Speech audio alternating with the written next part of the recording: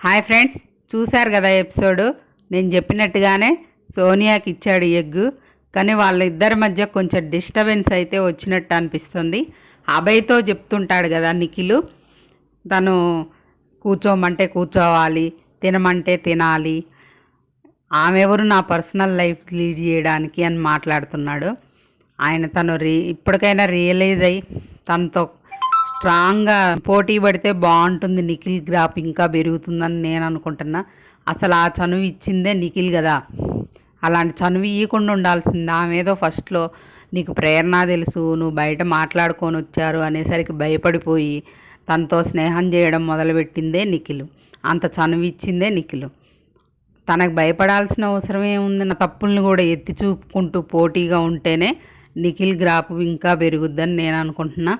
కొన్ని పాయింట్లు వదిలేసినాయి. ఇప్పుడు నేను ఎపిసోడ్ చూసిన తర్వాత చెప్తున్నా, వాళ్ళిద్దరిది డ్రామానే అనుకుంటున్నాను నేను, నా ఒపీనియన్ మాత్రమే.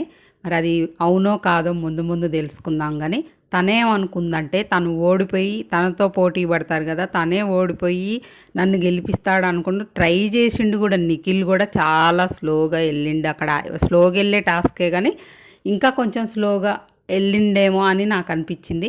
కానీ నిఖిల్ మాత్రం ట్రై చేసి గెలిచిండు. ఆ అమ్మాయి కూడా ట్రై చేసింది గెలవాలని, ఫస్ట్లో కొంచెం తడబడిన ట్రై చేసింది. అదే నా ఒపీనియన్ ఏంటంటే, సీతకి ఇస్తే ఇంకా బాగా టఫ్ ఫైట్ ఇచ్చేదేమో అని నాకు అనిపించింది. ఎలిమినేషన్కి వస్తే ఫ్రెండ్స్, ఎలిమినేషన్ పక్కా 100%, 99% 100 వేసుకున్నా పర్లేదు, నైనిక హౌస్ నుండి వెళ్ళిపోబోతుంది కన్ఫామ్గా.